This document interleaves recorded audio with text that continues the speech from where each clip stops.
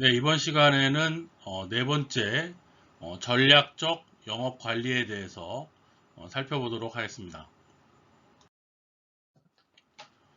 네, 도입 사례로서 웅진그룹의 윤석금 회장의 자신만의 판매용 스토리텔링을 살펴보도록 하겠습니다. 그 윤 회장님은 세일즈용 스토리텔링에는 나름의 법칙이 있는데 다음에 10가지 방법이 바로 그것이라고 말씀을 하셨는데 그 내용을 각각 하나씩 살펴보도록 하겠습니다. 우선 첫째, 첫 마디에서 상대방에게 호기심을 끌어야 한다 라는 내용인데 윤 회장은 얼마 전부터 회사에서 수입해서 판매 중인 영국제 칫솔을 지인에게 선물로 주면서 이렇게 말했다고 합니다. 이 칫솔을 한번 쓰면 다른 칫솔을 쓸 수 없을 겁니다. 그런데 단순히 이 한마디가 사람들로부터 호기심을 자극해 사람들이 관심을 나타냈다고 합니다. 이어서 그는 그 칫솔의 기능과 특징을 설명하고 지인들은 그 칫솔을 써보니 다른 칫솔을 쓸 수 없더라 라면서 구입하기 시작했다고 합니다. 단순한 선물 제공이 판매까지 이어진 경우가 되겠습니다. 그가 말하는 그 판매의 스토리텔링은 바로 이런 것을 말하는 것이죠. 처음에 한두 마디로 상대에게 호기심을 자극하고 상대방이 그 뒷이야기가 궁금하도록 만드는 것이 바로 핵심인 것입니다.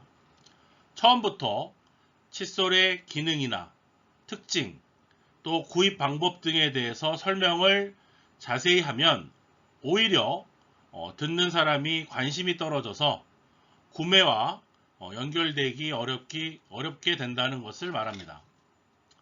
두 번째는 스토리텔링은 진실해야 한다는 것인데 윤 회장은 판매 목적인 스토리텔링에는 거짓이 들어가서는 절대로 안 된다고 말하고 있습니다. 품질이 좋지 않은 제품을 그럴듯한 말로 잠깐 속일 수는 있겠지만 결국 신뢰감을 떨어뜨려서 판매를 지속할 수는 없다는 것입니다. 판매인의 말에 진정성이 없다면 고객은 곧 알아차리고 떠나버린다는 것입니다. 세일즈의 기본은 바로 진실한 스토리텔링을 만들어야 한다고 그는 항상 강조를 해오던 것입니다. 셋째, 제품을 가장 잘 아는 사람이 스토리를 만든다. 윤 회장은 제품의 스토리를 만드는 사람은 그 제품에 대한 이해와 애정이 있어야 한다고 항상 말하고 있습니다. 그는 회사 초기에 제품의 스토리를 대부분 직접 만들었다고 합니다. 제품을 개발하는 편집부와 영업부 총괄을 거치다 보니 제품의 가장 핵심적인 매력 포인트를 가장 잘 파악할 수 있었다고 합니다. 제품의 특장점을 아는 사람이 스토리를 잘 만들 경우에 그만큼 고객을 사로잡는 데 효과적이라고 강조를 하는 것입니다. 넷째는 소재가 풍부해야 좋은 스토리가 나온다라는 것입니다. 윤 회장은 다방면으로 최신 자료를 확보해서 제품이 속한 시장, 또 시장 상황과 충분한 국내의 자료와 경쟁사 제품과의 비교 등을 통해 정보를 얻었습니다.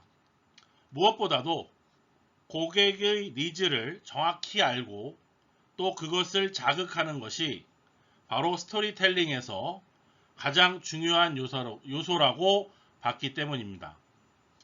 다섯째, 스토리텔링은 쉬워야 한다. 그는 판매를 위한 스토리텔링은 광고의 카피처럼 쉽고 간결해야 한다고 합니다. 판매원이 제품을 설명하면서 어려운 전문 용어를 나열하거나 기술에 대한 이야기로 고객의 마음을 얻기는 어렵다는 것입니다. 스토리텔링은 단순하고 쉬워야 하며 설명이 아닌 설득의 과정으로 봐야 한다고 그는 생각하는 것입니다. 여섯째, 스토리텔링에는 감동이 있어야 한다. 윤 회장은 스토리 안에 판매로 이어질 수 있는 진정성이 필요하다고 합니다. 그는 1984년 어린이 마을 출판 기념회에서 700여만 권을 판매한 성공의 비결을 감동적인 스토리텔링 덕분이라고 밝힌 바 있습니다. 윤 회장은 아이들 책일수록 비싸고 좋아야 한다. 자라나는 아이들은 좋은 글, 예쁜 그림, 편안한 색감을 보아야 좋은 인성을 키울 수가 있다. 어린이 마음은 투박하지만 정감 있는 한국 아이들의 얼굴이 있다. 전체적인 색감은 화사하다. 자라나는 아이들이 밝은 색깔을 보는 것이 긍정적인 성격을 형성하는 데 도움이 된다. 또 장정과 재채기에도 차별화를 두면서 아이들의 눈을 보호하는 데 신경을 썼습니다. 아이들의 눈이 피로하지 않도록 무광택의 스노우 화이트지를 사용했다고 하자 판매인, 고객 모두를 감동했다고 합니다. 일곱째, 판매인은 좋은 스토리를 반복해서 연습해야 한다. 윤 회장은 초창기 브리테니커 매니저로 일할 당시 판매 경력이 짧은 10명의 직원들과 일했음에도 전국에서 몇 손가락 안에 드는 실적을 달성한 비결을 반복해서 연습한 스토리텔링이라고 꼽고 있습니다. 그는 새로운 판매인이 들어오면 제품에 대한 스토리를 외우게 한 후 효과적으로 말하는 방법을 훈련시켰다고 합니다. 억양, 힘줄 부분, 크게 말할 부분 등을 알려주면서 반복적으로 대사 연습을 시켰다는 것입니다.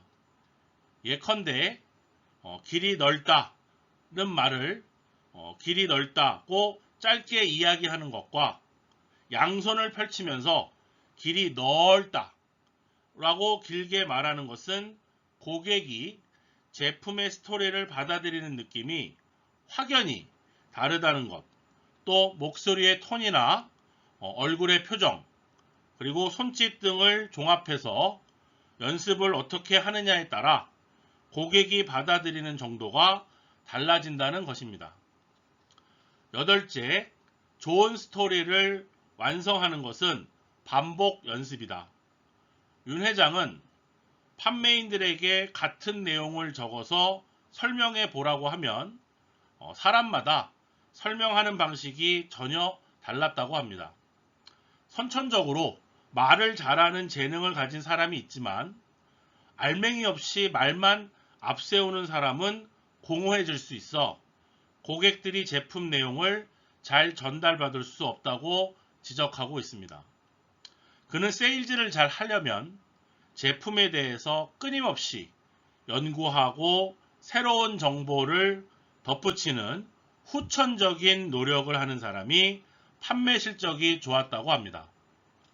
아홉 번째, 자신의 스타일에 맞춰서 스토리텔링을 편집한다. 윤 회장은 세일즈에서 판매인 자신이 다른 사람이 만든 스토리텔링을 그대로 사용하지 말라고 얘기를 합니다. 또 자신의 방식으로 맞춰서 사용해야 한다고 말하고 있습니다. 고객별로 맞춤 스토리텔링을 준비해서 고객의 성별이나 또 경제 상황이나 연령에 맞게 이야기를 바꾸는 유연함이 필요하다고 언급하기도 했습니다. 마지막으로 10번째 스토리텔링은 롤플레잉으로 완성한다. 윤 회장은 스토리텔링을 잘하기 위한 최고의 방법으로 반복 연습을 꼽았습니다. 막상 고객 앞에 서면 외웠던 제품의 스토리도 기억이 안 나고 당황하기 십상입니다. 이런 리스크를 대비할 수 있는 방법으로는 롤플레잉을 예로 들었습니다. 웅진이 판매를 잘하는 회사로 이름이 난 것은 판매인들이 롤플레잉 연습을 통해서 스토리텔링을 몸에 익혔기 때문입니다. 이러한 훈련을 통해 고객들은 제품에 호기심을 보이고 또 이야기를 더 듣고 싶어 하지만 감정 없이 외운 지루한 설명에는 고객이 외면한다고 말하는 것입니다. 네, 우선 첫 번째 영업부서와 마케팅 부서의 역할 정립부터 살펴보도록 하겠습니다. 마케팅과 영업을 동일시하는 사람들은 적지 않습니다. 기업이 제품이나 서비스를 창출하고 여러 수단을 활용해서 그들의 제품과 서비스를 고객에게 판매하는 과정을 보았을 때 영업과 마케팅의 경계가 모호해 보일 수 있기 때문입니다. 우선 마케팅은 기업이 소비자와 시장의 니즈를 파악하고 그들의 다양한 자원을 활용하여 가치를 창출, 발전시키고 전달하는 과정이라고 말할 수가 있습니다. 이를 통해 고객을 만족시키고 지속적으로 고객과의 관계를 유지하도록 하는데 주요한 목표가 있는 것입니다. 반면 영업은 마케팅의 다양한 가치 전달 수단인 광고, PR, 판촉, 인적 판매 등의 하나입니다. 즉 영업은 마케팅의 일부이며 마케팅의 전체 과정 속에서 영업 조직과 영업사원의 효율적인 영업행위가 이루어져야 한다는 것입니다. 예를 들어 3M의 경우 마케팅과 영업의 각각의 역할과 협조가 매우 잘 이루어지고 있는 기업이라고 말할 수가 있습니다. 마케팅과 영업이 서로의 역할을 협조자 혹은 공통 영업이라고 규정하고 고객에게 마케팅이 기획한 가치를 잘 포장하고 전달하는 과정을 영업과 유기적인 관계를 유지하면서 구현해오고 있는 기업입니다. 많은 기업의 경우에 여러 가지 이유 때문에 기업 내에서 마케팅팀과 영업팀이 사이가 좋지 않은 경우가 흔히 볼 수 있습니다. 이런 가장 흔한 이유로는 기업의 마케팅 담당자와 영업사원이 시장을 바라보고 고객을 인식하는 시각의 차이가 있기 때문입니다. 우선 영업사원은 고객을 하나의 개인으로, 기업은 하나의 관리 단위로 바라보는 것입니다. 하지만 마케팅 담당자는 고객을 세그먼트의 하나로 인식하는 것입니다.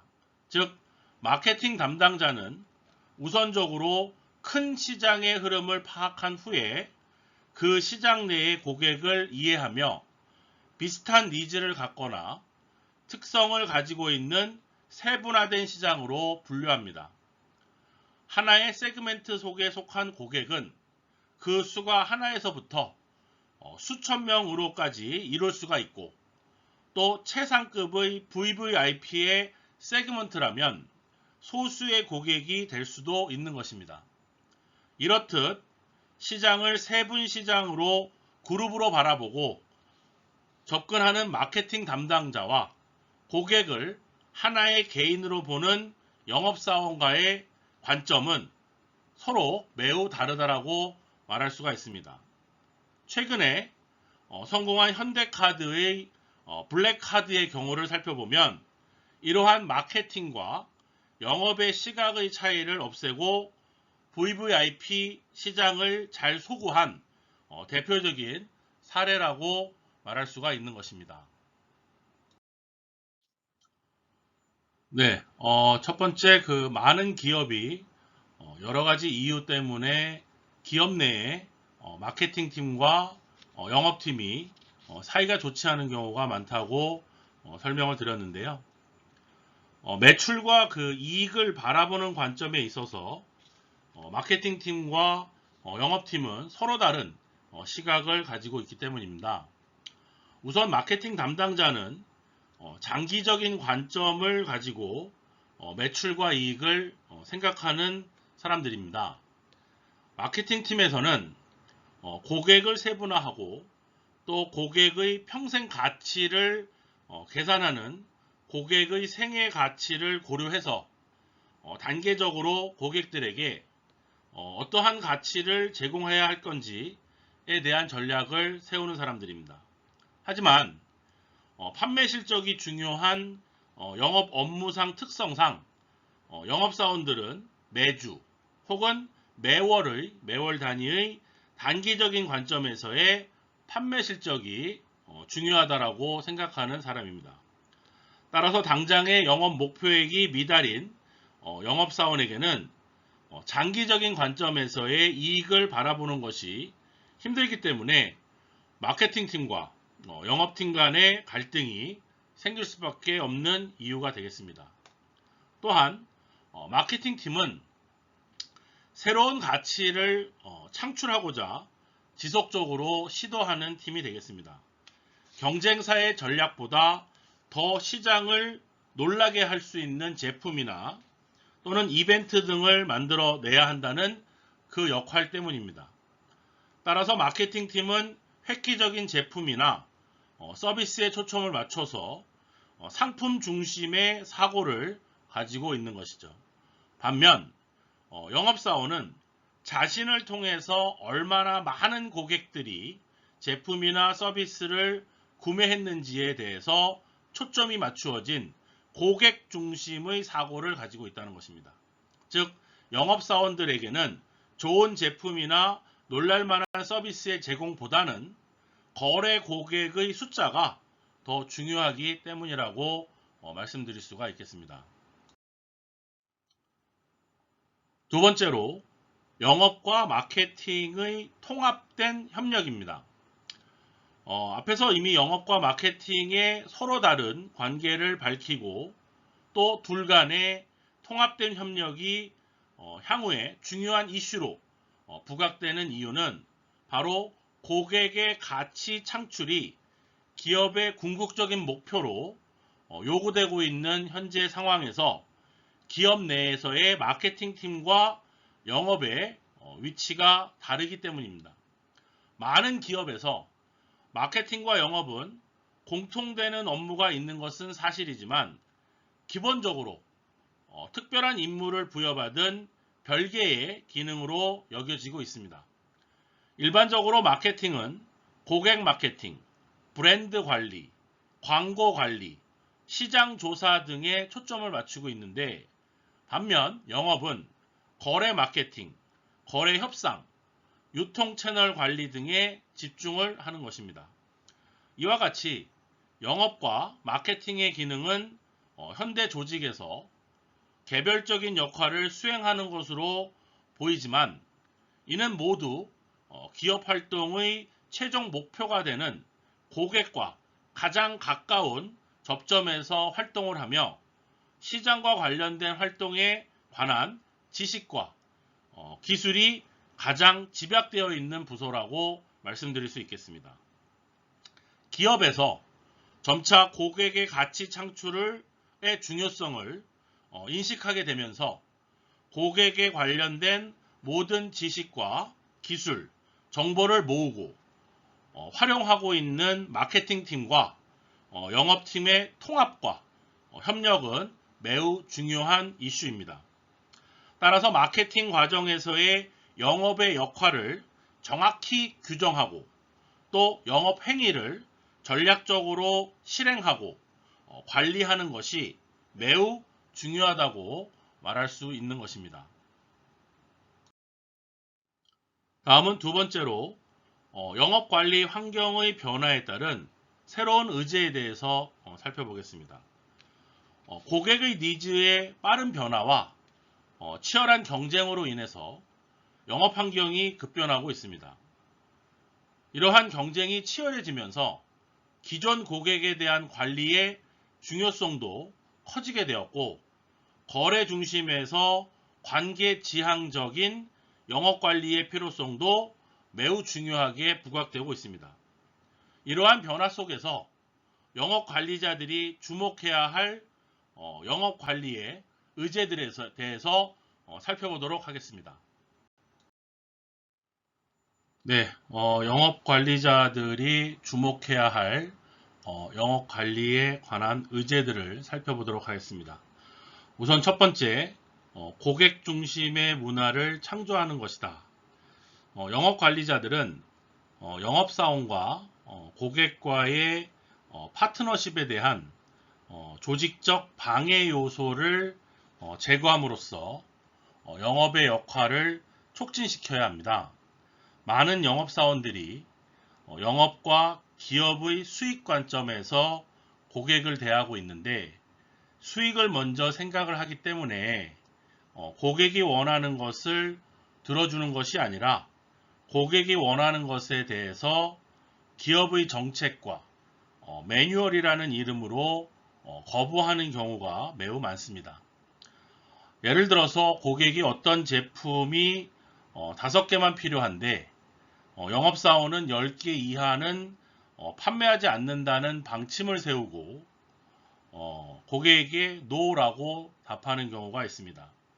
최근에 어느 한식집에서 식사를 하다가 등심을 먹고 싶어서 1인분을 주문을 했는데 종업원의 대답은 1인분은 주문을 받지 않고 2인분부터 주문이 가능하다라는 대답을 들었습니다. 이때 고객의 요구를 기업의 정책과 틀 내에서만 들어줄 수가 있고, 그렇지 않은 경우에는 완강하게 안 된다라고 하는 것이 되는 것입니다. 이러한 조직적인 거부 및 방해 요인을 제거하여 고객 중심의 사고로 전환을 하여야 하는 것입니다. 두 번째는 고객을 자극하고 강매하는 영업은 이제는 통하지 않는 시대가 됐습니다. 고객의 니즈가 무엇인지 파악을 하고 고객이 가지고 있는 문제를 해결하기 위한 영업이 되어야 합니다. 이를 위해서 영업 관리자는 끊임없는 시장의 변화를 감지하고 영업사원들에게 고객의 니즈 파악과 문제를 인지하는 것에 초점을 맞추도록 해야 하는 것입니다. 고객이 원하는 자동차는 소형 자동차인데 자동차 영업사원은 수익이 높은 중형이나 대형차를 고객에게 소개하고 이를 강력하게 추천하는 경우가 있습니다. 자신과 기업의 이익을 챙기기 위해서 고객이 원하는 소형차의 단점을 강조하는 것이죠. 영업사원은 기업의 제품의 고객의 니즈와 문제를 맞추는 것이 아니라 개별적인 고객의 요구에 맞게 제품을 맞추어야 합니다. 이를 위해서 영업 관리자는 고객을 지혜롭게 관리하기 위한 지식을 교육시키고 시스템과 도구를 지원해야 하는 것입니다. 셋째, 영업 관리자는 목표를 정하고 성공을 측정하기 위한 적절한 매트릭스를 동시에 개발하고 실행하여야만 합니다. 과거의 영업 관리자의 목표는 거래 성사와 매출액의 증대에만 초점을 맞춰 왔습니다. 하지만 최근에 관계 지향적인 영업 관리에서는 고객과의 신뢰 형성과 또 상호 이익의 달성이 새로운 목표가 되었고, 이를 통해서 매출액이 아닌 수익의 증대가 가장 큰 관심사로 변해온 것입니다. 삼성전자가 매출에서는 애플의 몇 배이지만 수익에서는 오히려 애플이 삼성전자를 앞서고 있다고 합니다. 우리나라 기업들의 영업 목표가 여전히 매출 증대에 있으며 많은 기업들이 시장 점유율에만 신경을 쓰고 있습니다. 보다 장기적인 목표를 수립하고 고객 지향적인 목표를 설정해야 할 것입니다. 넷째 의제는 소통에 관한 이슈입니다. 과거에는 영업사원이 제품과 서비스에 관한 일방적인 설명 위주의 영업을 하였습니다. 하지만 관계지향적인 영업시대에서는 양방향의 소통이 필요하고 특히 고객 위주의 소통이 우선되어야 합니다. 예를 들어서 고객이 연말 정산 시에 받을 수 있는 혜택과 관련된 금융상품을 원하고 있는데 은행 상담원은 계속적으로 새로 나온 신규 금융상품에 대해서만 설명을 해주는 경우가 있습니다. 영업의 가장 중요한 기술은 바로 경청입니다. 즉 고객의 니즈에 관한 설명을 경청하고 문제를 구체적으로 파악하는 능력이 필요하다는 것입니다. 앞에서도 이미 언급을 하였지만 기업의 제품에 고객의 문제를 맞추지 말아야 합니다. 고객의 문제 해결에 도움이 되는 제품과 서비스를 선택해야 할 것입니다. 마지막으로 고객의 구매 의사 결정 방법에 있어서 영업사원의 역할에 관한 것입니다. 과거의 거래 지향적 영업에 있어서는 영업사원은 고객의 구매 의사 결정 과정에서 고립되어 있었습니다. 즉 오로지 거래 성사에만 관심을 두고 있었다는 것입니다. 영업사원들은 고객의 구매 의사 결정과 과정에서 고객이 무엇을 생각하고 또 어디서 정보를 얻고 어떤 기준으로 제품을 판단하는지에 대해서 어떠한 영업행위도 생각하지 않았습니다. 하지만 최근의 관계지향적인 영업에서는 이러한 고객의 구매 의사 결정 과정에서 적극적으로 개입하여 정보 탐색을 도와주고 제품의 판단 기준 또한 제공해서 고객이 후회 없는 구매 의사 결정을 하도록 도와주어야 하는 것입니다. 요즘 고객들은 스마트합니다. 예전에는 정보를 기업이 쥐고 있었지만 요즘의 고객들은 블로그나 SNS를 통해서 다른 여러 고객들에게서 정보를 구하고 이를 공유할 수가 있습니다. 이 과정에서 영업사원들은 직접 블로그를 운영하거나 정보를 공유하는 등의 적극적인 관여를 해야 한다는 것을 말합니다. 네, 세 번째는 전략적 영업 관리 과정에 대해서 살펴보겠습니다. 어떤 기업이든지 이용 가능한 마케팅 커뮤니케이션 도구는 일반적으로 인적 영업, 광고, 판매 촉진, 그리고 홍보로 분류될 수가 있습니다. 인적 영업은 기업이 고용한 인력이나 그들의 에이전트를 통해서 메시지를 전달하고 고객들이 이를 통해 그 기업을 지각하는 것을 말합니다. 즉, 고객들과 영업사원 간의 개인적인 커뮤니케이션을 하는 것으로 정의할 수가 있습니다. 이에 따라 인적 영업은 두 가지 면에서 다른 마케팅 커뮤니케이션 도구들과 차별적인 요소가 있습니다. 첫째는 광고나 판촉과는 달리 인적 영업은 고객 개개인에 대한 개인적인 커뮤니케이션입니다. 둘째로 광고나 판촉에 대해서 고객들은 일반적으로 메시지의 근원으로서 조직이 아닌 미디어를 인지하는 반면 인적 영업 내에서는 고객들은 메시지가 조직에 의해서 전달되는 것으로 인지하는 것입니다. 전략적 영업 관리는 이러한 조직의 고객과의 커뮤니케이션 관점에서 인적 영업 기능을 관리하는 것을 말합니다. 여기서 영업 관리자는 모든 영업 활동을 평가하고 통제해야 합니다. 이런 관점에서 영업 관리자는 기업의 전반적인 전략 계획과 이행과 관계가 깊습니다. 따라서 영업 관리자는 반드시 인적 영업 기능에 있어서의 영업 사원들 또 조직의 다른 기능적 영업에서의 종업원들, 그리고 조직 밖의 사람, 특히 고객들을 효과적으로 다룰 수 있어야 합니다. 전략적 영업관리 모델은 영업관리 과정에서 중요한 단계들로 나타나 있는 것으로 제시될 수가 있습니다. 네, 세 번째, 전략적 영업관리 과정. 첫 번째, 영업 기능에 대한 정의입니다. 우리 회사에 있어서 영업이란 기업이 영업관리를 위해서 가장 먼저 해야 할 것은 영업에 관한 정의를 내리는 것입니다. 우리 기업에서 영업이란 무엇인가에 대해서 정의를 내리고 또 여기에 필요한 영업에 관한 철학 혹은 지향성을 먼저 가지고 있어야 한다는 것입니다.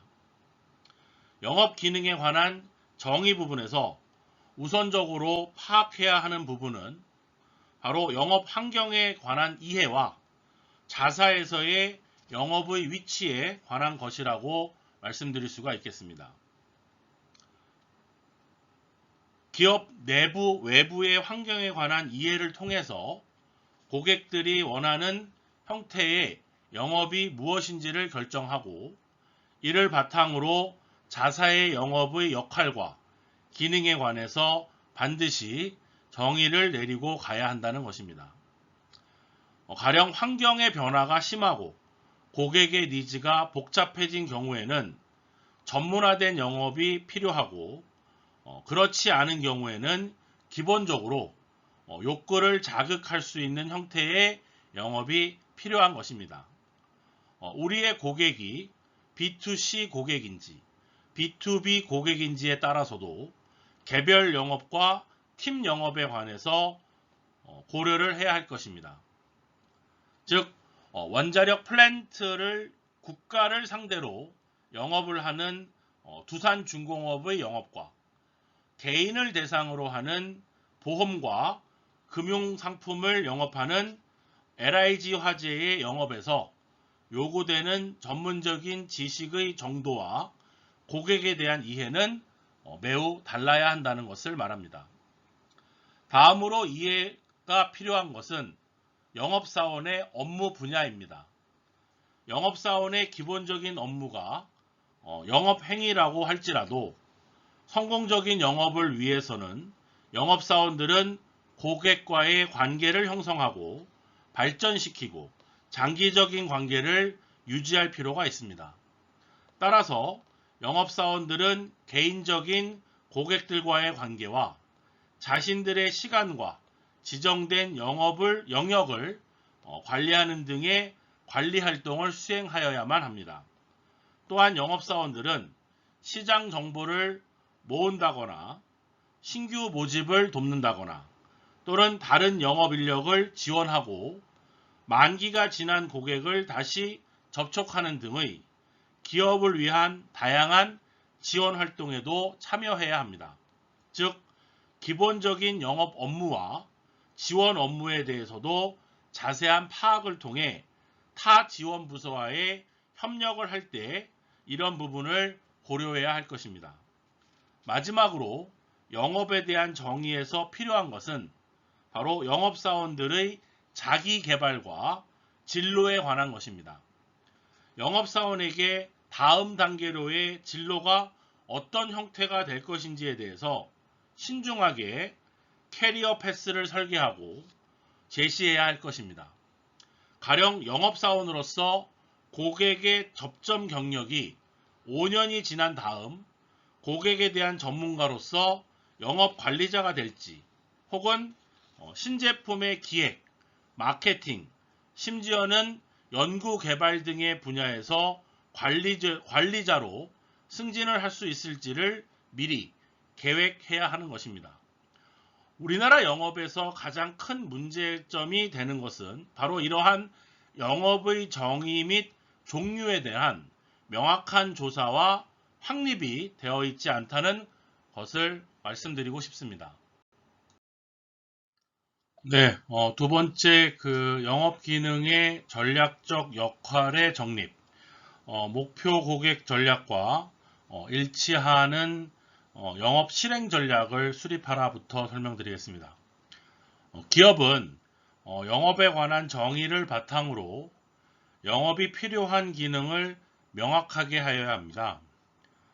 이때까지 많은 영업에 관한 연구에서 영업사원의 역할의 불분명성이 성과에 부정적인 영향을 미친다고 조사 결과가 나왔습니다.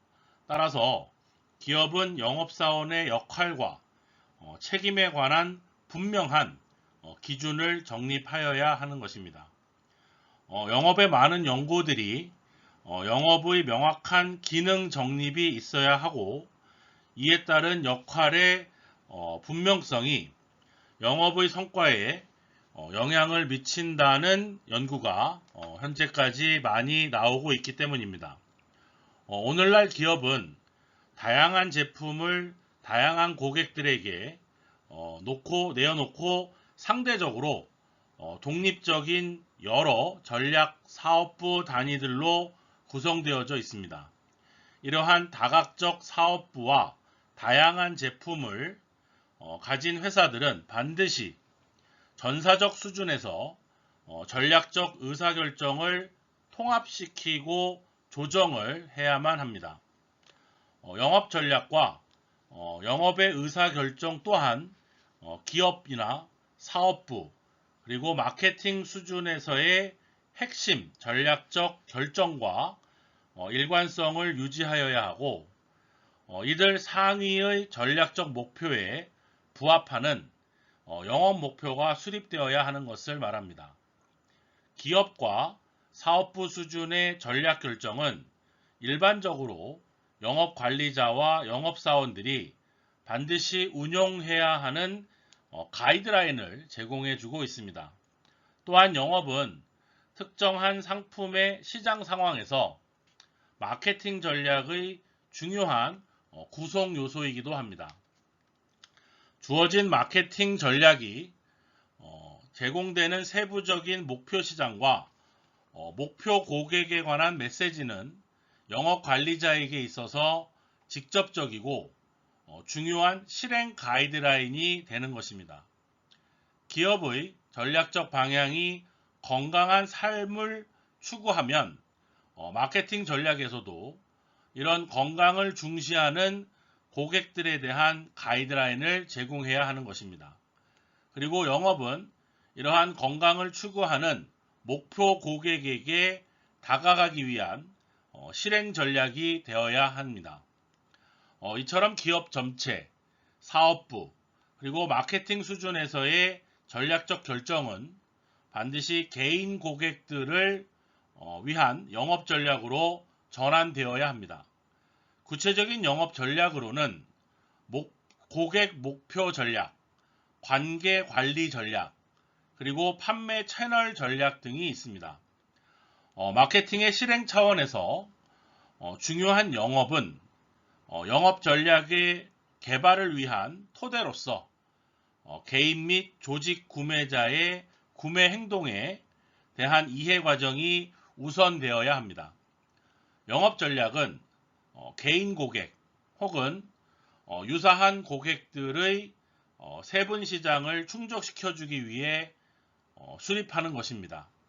그래서 영업 전략 수립에 앞서서 우선 고객을 확인하고 유용한 세분 시장을 분류하는 과정이 필요합니다.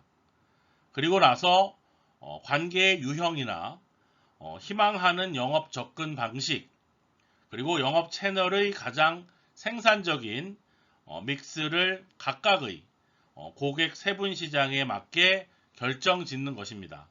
이러한 결정은 각각의 목표로 하는 고객을 위한 통합된 영업 전략이 될 것입니다.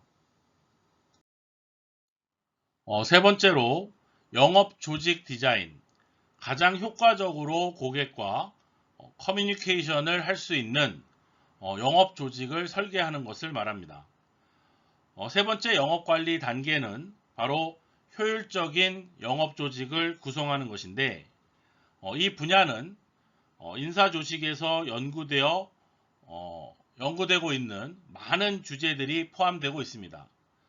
특히 영업 조직에 관한 이슈로는 첫째, 영업사원의 영업구역 배정 및 할당에 관한 것과 두 번째, 영업조직을 기업의 조직도 내에 구성하는 것에 대한 두 가지 분야로 나누어 볼 수가 있겠습니다.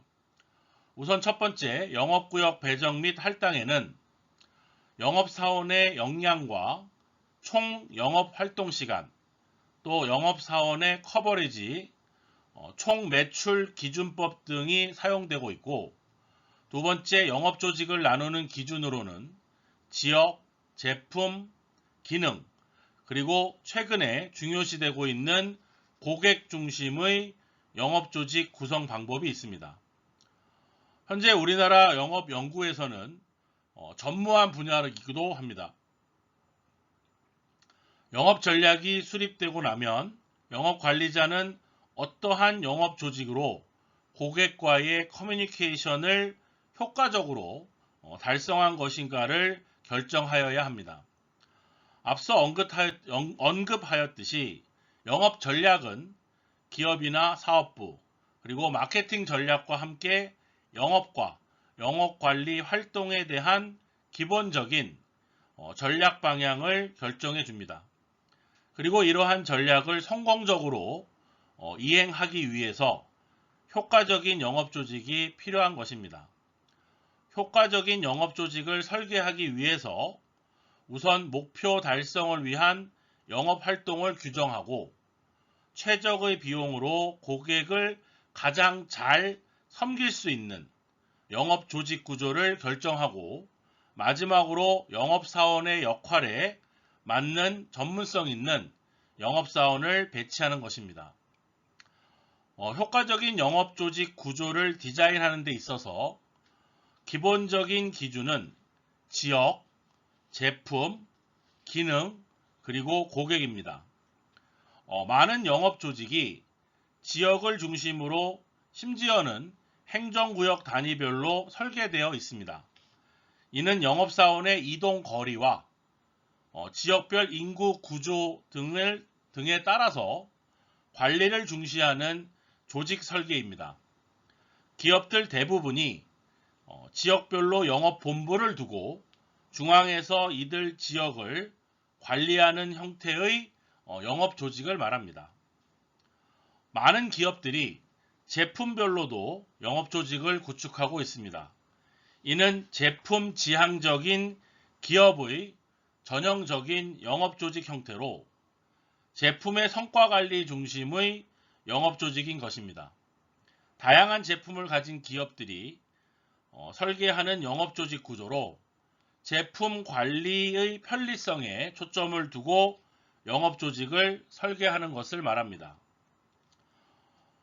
영업조직을 설계하는 데 있어서 또 다른 기준으로는 세부적인 사항으로 영업의 전문화, 관리의 집중화, 관리 수준, 그리고 라인 조직과 스텝 조직 등의 기능을 중심으로 하는 기준을 말합니다. 이러한 기능에 대한 결정이 다른 형태의 영업 조직 구조를 만들어내고 있습니다. 또한 기업을 위한 적절한 영업 조직 구조는 주어진 영업 상황의 구체적인 특징에 달려 있습니다. 만약 VIP 고객 영업이 중요하다고 인식하면 이들 VIP 고객을 대접하기 위한 가장 훌륭한 조직적인 구조를 결정하는 쪽으로 구체적인 주의와 배려가 제시되어야 합니다. 대부분의 금융기업들이 VIP 라운지를 두고 가치가 높은 고객들을 따로 관리하는 것이 바로 좋은 예라고 말씀드릴 수 있겠습니다. 마지막으로 아직 소수의 기업만이 고객과 세분된 시장을 위주로 영업조직을 구축하고 있습니다. 이러한 고객 중심의 영업조직이 기업이 지향해야 하는 영업조직이라고 감히 말씀드릴 수 있겠습니다. 고객의 입장에서 가장 쉽게 접근하고 의사소통할 수 있는 영업조직을 설계해야 한다는 것을 말합니다. 자동차 회사는 다양한 종류의 자동차를 각각의 영업사원이 담당하지 않고 한 영업사원이 어떤 자동차든지 팔고 있습니다. 고객은 자동차를 선택하는 것이지 각각의 자동차에 따라 영업사원을 선택하는 것이 아니라는 것입니다. 또 다른 영업조직 결정과 밀접하게 연관되어 있는 의사결정사항은 바로 영업활동의 양과 할당의 결정입니다. 영업활동의 양과 할당은 영업력의 배치 결정을 짓는 구체적인 방법을 제시해 줄 것입니다. 판매 활동의 배치와 영업력의 규모, 또 영업 디자인의 결정은 밀접하게 연관되어 있기 때문에 통합적인 방식으로 고려를 해야 할 것입니다.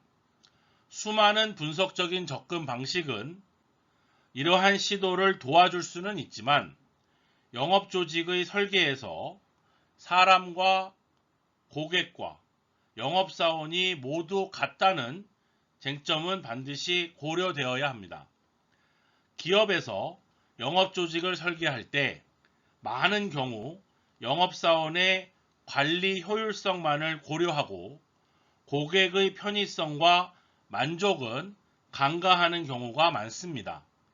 효과적인 영업조직 설계에서 가장 중요한 사람은 바로 고객인 것입니다. 네, 네 번째 영업력 개발 현명하게 일하기부터 살펴보도록 하겠습니다. 네 번째 단계는 바로 영업력, 세일즈포스를 개발하는 단계라고 말씀드릴 수 있겠습니다. 우리 기업에 필요한 영업사원의 특성과 수, 그리고 영업사원에 관한 교육 및 개발이 바로 이 단계에서 가장 중요한 이슈가 되겠습니다. 또한 기업의 영업 방식 혹은 효과적인 영업 행위에 관한 이슈도 바로 이 단계에서 고려되어야 합니다. 최근에 영업 연구에서 가장 활발하게 진행되는 분야가 바로 효과적인 영업 행위에 관한 것입니다. 영업 전략, 영업 조직, 그리고 영업력 배치의 결정들은 바로 영업을 위한 기본적인 구조를 만들어내고 있는 것입니다. 이것은 생산 활동 중에서 어떠한 기계, 즉 머신을 사용할 것인가에 관한 결정과 유사합니다. 영업관리자는 수많은 사람과 관련된 결정을 해야만 하는데 이러한 결정은 영업사원들의 적절한 유형에 관한 것이고 영업사원들을 효과적으로 능률적으로 운영하도록 하는 기술에 관한 것입니다. 영업력 개발에서 중요한 것은 바로 채용과 교육 훈련이 되겠습니다. 훌륭한 자질이 있는 사람을 채용하는 것과 영업사원을 교육을 통해 개발하는 것은 둘 다 아주 중요한 이슈입니다.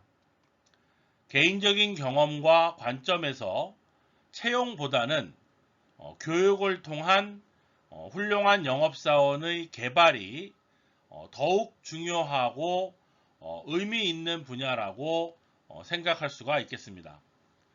현명하게 일하기, 즉 워킹 스마트라는 관점은 영업사원이 고객을 대상으로 영업활동을 하는 데 있어서 효과적으로 자원을 사용하고 다양한 영업 전략을 수립하여 다양한 고객에게 다가가는 것을 의미합니다. 현명한 영업사원을 뽑는 것도 중요하지만 영업사원에게 현명하게 영업을 하는 방법과 기술을 가르쳐주고 지원을 해주는 것이 더 중요하다고 말씀드리고 있습니다. 영업력을 개발할 때는 우선적으로 영업 인력의 모집과 채용 프로그램을 계획하고 실행하는 것에 대한 논의가 있어야 합니다. 이 활동은 요구되는 영업사원의 유형을 결정하고 유망한 영업사원 지원자를 확인하고 또 지원자를 평가하는 모든 활동을 포함하고 있는 것입니다. 합법적이고 윤리적인 쟁점들은 신입 모집과 선택 과정에서 중요한 고려사항이 되겠습니다.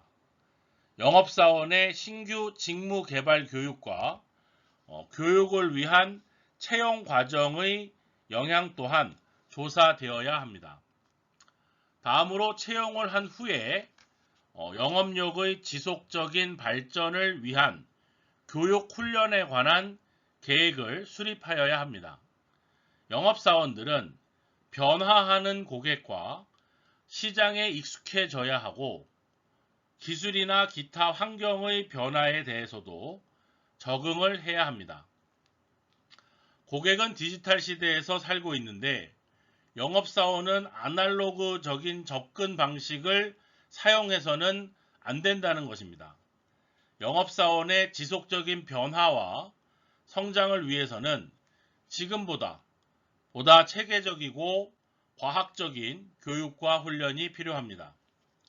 보험회사의 영업교육을 살펴보면 아직도 금융상품과 영업의 달인의 경험 위주의 교육을 하면서 더 많이 팔 수 있다는 동기부여에 대한 교육에 초점을 두고 있습니다.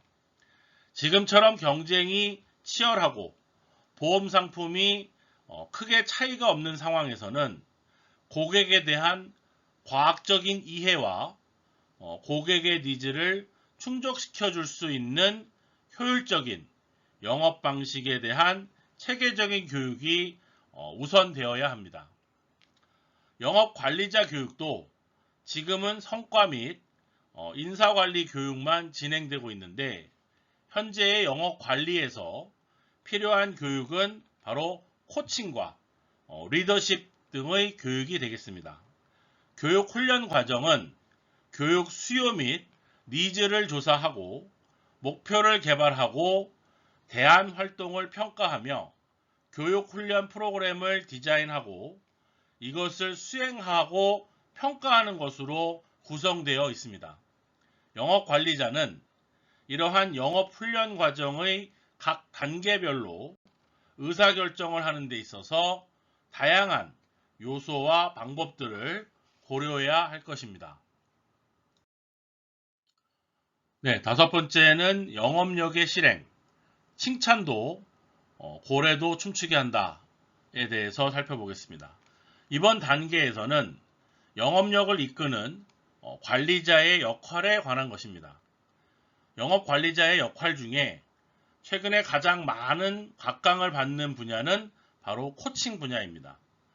영업사원에게 개선을 지시하는 것이 아니라 영업사원의 애로사항을 해결하는 방법을 같이 고민하고 또 스스로 개선할 수 있도록 이끌어주는 것이 바로 코칭의 가장 중요한 부분이 되고 있는 것입니다.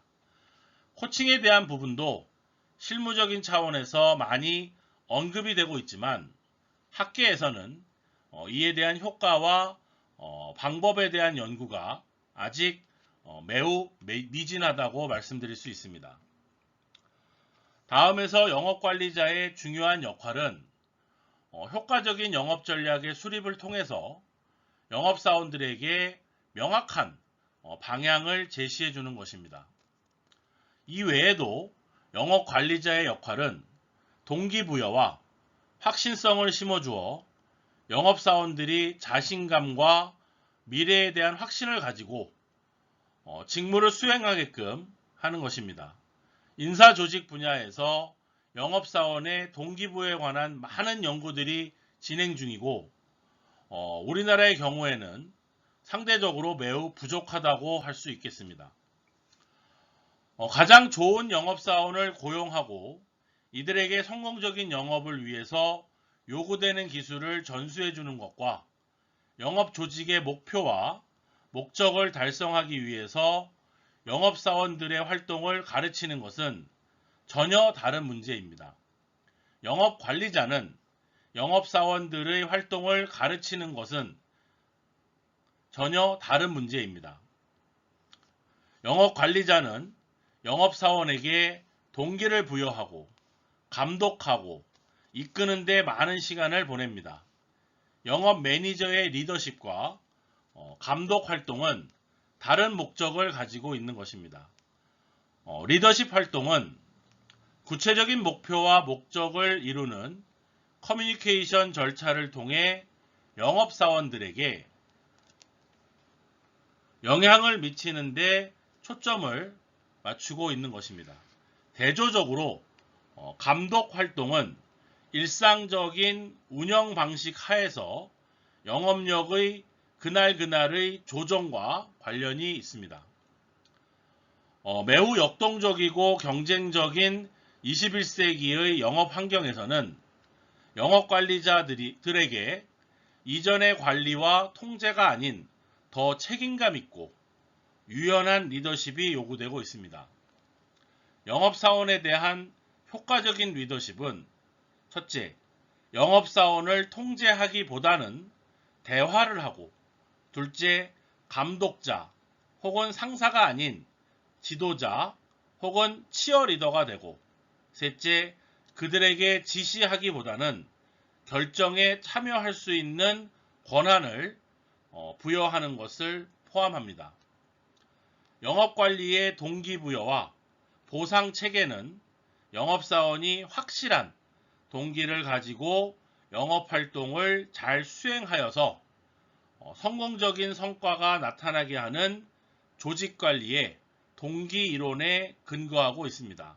즉, 영업사원의 특정 영업활동에 대해서 잘하는 부분과 잘못하는 부분을 구분하여 잘하는 부분에 대해서는 확실한 보상을 해주고 잘못하고 중요한 영업행위에 대해서는 동기부여를 통해 더 잘할 수 있도록 해주어야 합니다. 물질적인 보상으로 인한 동기부여 혹은 정신적, 심리적 보상에 따른 장단점은 많이 알려져 있습니다. 시기와 성과의 형태에 따라서 영업사원들에 대한 두 가지 보상 방법이 병행되어야 할 것입니다. 특히 정신적인 보상은 장기적인 관점에서 영업사원들의 유지에 큰 도움이 될 것입니다. 영업관리자는 영업사원들이 알맞은 활동에 적절한 시간을 소비하게끔 하는 가장 좋은 방법을 결정하는 토대로서 이러한 동기부여와 보상들을 이용할 수가 있습니다. 영업 성과에 관한 적절하고 분명한 보상 체계는 영업사원의 유지에 큰 도움이 되기 때문에 이를 발전시키고 관리하는 것은 장기적인 관점에서 매우 중요하다고 할 수가 있겠습니다. 다음은 영업의 달인 웅진의 윤석금 회장의 코칭 10계명에 대해서 살펴보도록 하겠습니다. 첫째, 진실하게 코칭하라. 둘째, 상대에 대해서 충분한 자료를 준비하라. 셋째, 코칭을 받는 사람이 부담 없도록 배려하라. 넷째, 칭찬과 지적은 5대5 또는 7대3 정도로 조절하라. 다섯째, 명쾌하고 정확하게 지적하라. 여섯째, 코칭은 잔소리나 트집과는 달라야 한다. 일곱째, 상대방의 생각을 이끌어내면서 코칭하라. 여덟째, 억지로 설득하지 말라. 아홉째, 코칭을 받은 후 기분이 상하지 않도록 해라. 마지막으로 10번째가 코칭 후에 다음 코칭을 준비하라가 바로 10계명이 되겠습니다. 네, 여섯 번째는 영업의 효과성 및 성과 평가입니다. 결과도 중요하지만 과정은 더욱 중요하다입니다. 마지막 영업관리 과정의 단계는 바로 영업의 효과성을 명확하게 하는 것입니다. 과거의 영업의 성과는 재무적인 성과, 그 중에서도 매출과 시장 점유율에만 초점을 맞추고 무조건 더 많이 판매하는 것이 중요하였습니다. 물론 여전히 많은 우리나라 기업들은 여기에 초점을 맞추고 있습니다. 하지만 지금의 영업의 성과는 수익성과 생산성에 초점을 맞추고 있습니다. 또한 단기적인 매출보다는 지속적인 매출을 통해 수익성을 극대화하는 것이 바로 영업의 성과 목표입니다. 영업의 성과 지표로는 과정 지표, 결과 지표, 그리고 선행 지표가 많이 활용되고 있습니다. 영업 관리자는 현재 영업의 성과를 결정하기 위한 영업력의 활동 상태를 지속적으로 모니터해야 합니다. 영업사원의 효과성과 성과 평가는 영업 조직 내에서 다른 평가 단위의 효과성 뿐만 아니라 개인적인 영업사원들의 성과 또한 다루어야 하기 때문에 매우 어렵고 민감한 작업입니다. 효과성과 성과평가에 대한 필수적인 배경은 기본적인 시장과 수요에 관한 예측입니다. 영업사원들이 필요한 예측은 시장 잠재력, 판매 잠재력, 그리고 시장의 수요 예측입니다. 예측의 다른 형태들, 상향과 하향 예측 방법, 그리고 몇 가지 다른 판매 예측 방법은 많지만 중요한 것은 예측의 오차 및 오류를 적게 하기 위해서 가능한 다양한 주관적인 방법과 객관적인 방법들을 혼용해야 할 것입니다. 영업 할당과 영업 예산의 확정에 있어서도 예측의 정확성은 매우 중요합니다. 영업 할당은 미리 정해진 기간 동안 판매 조직 단위나 영업사원에 의해서 성취되어야 하는 구체적인 영업의 목표를 제시하는 것입니다. 또한 영업 예산은 영업 할당과 목표를 성취하기 위해서 영업 조직 단위와 영업사원들에게 할당되는 재정적 자원으로 구성되어져 있습니다. 영업의 할당과 영업 예산 모두 영업사원의 예측에 의해서 직접적으로 혹은 간접적으로 얻어지는 것입니다. 조직의 효과성에 대한 평가는 구역, 지구, 영역, 지역과 같은 영업 조직 단위의 효과성을 평가하는 데 초점을 맞추고 있습니다.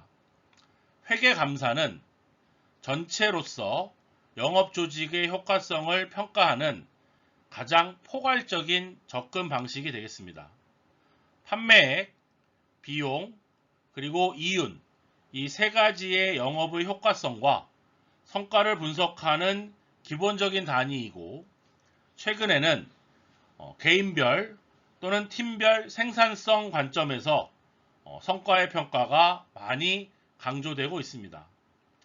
효과성을 평가하는 과정은 영업관리자가 영업활동 및 과정상의 구체적인 문제점을 진단하고 그 해결책을 제시하는 데 도움이 되고 있습니다. 성과평가는 개인과 그룹별 영업사원들의 직간접적인 영업성과를 평가하는 데 초점을 맞추는 것입니다. 즉, 영업사원들의 투입 노력, 이에 따른 다양한 결과물, 조직에 기여한 수익성, 그리고 영업 과정을 통한 개인적인 발전 등에 대해서 객관적으로 평가가 되어야 합니다. 이러한 성과평가는 영업 관리자에 의해서 다양한 목적을 가지고 이용됩니다. 평가되는 구체적인 기준을 가지고 있어야 하고, 영업사원들도 이에 동감을 하고 있어야 합니다. 평가는 보상과는 연계되기 때문에 매우 민감한 문제가 될 수가 있습니다. 하지만 평가는 당근과 채찍을 위한 활용보다는 현재 영업에 대한 진단을 하고 문제 해결을 하기 위한 수단으로 사용되어야 할 것입니다.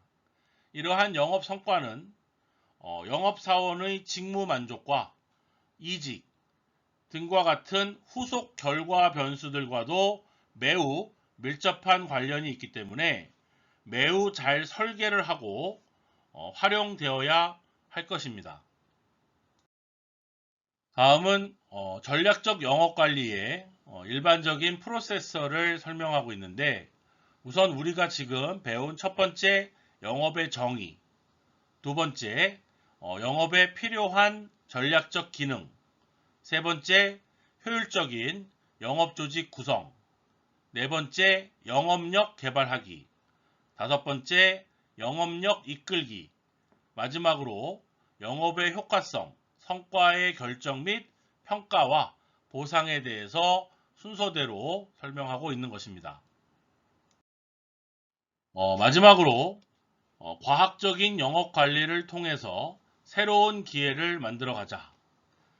오늘날과 같은 영업 환경에서 가장 중요한 이슈는 바로 고객의 니즈를 더 명확히 인지하고 이를 충족시켜 줄 수 있는 방법을 찾는 영업활동 과정을 도와주는 기능적이고 효과적인 영업관리라고 말할 수가 있겠습니다. 성공적인 영업은 고객이 원하는 제품이나 서비스를 고객에게 훌륭하게 전달해 주는 것을 말합니다. 영업관리는 이를 위해서 영업의 기능을 정의하고 또 영업의 전략적인 역할을 제시하여야 합니다. 또한 필요한 영업 인력을 채용하고 또 고객에게 맞게끔 개발하며 이를 평가하여 수정, 발전시키는 것이 바로 영업 관리의 전반적인 프로세스라고 이미 앞에서 그림에서 설명을 해드린 바 있습니다. 이런 효과적인 영업 관리자는 고객과 시장의 정보들을 바탕으로 영업사원들과 효율적으로 의사소통을 하며 지속적인 피드백과 관리를 하여야 합니다. 영업의 역할과 영업관리의 거래 중심에서 관계 중심으로의 의제의 변화는 매우 중요한 의미를 갖고 있는 것입니다. 오랫동안 거래적 판매는 지배적인 영업 방법이었습니다. 그러나 기업은 고객과의 관계를 구축하는 과정에서 혜택을 얻을 수 있음을 깨닫고 관계 지향적인 영업 방법으로 전환하고 있습니다. 이러한 변화들은 전에는 가능하지 않았던 방법으로 고객들에게 더 나은 가치를 부여하는 기업의 새로운 비즈니스 모델을 다시 생각하게 함으로써 영업 조직에 전례가 없던 기회를 가져다 두는 결과가 나타나는 것을 말합니다.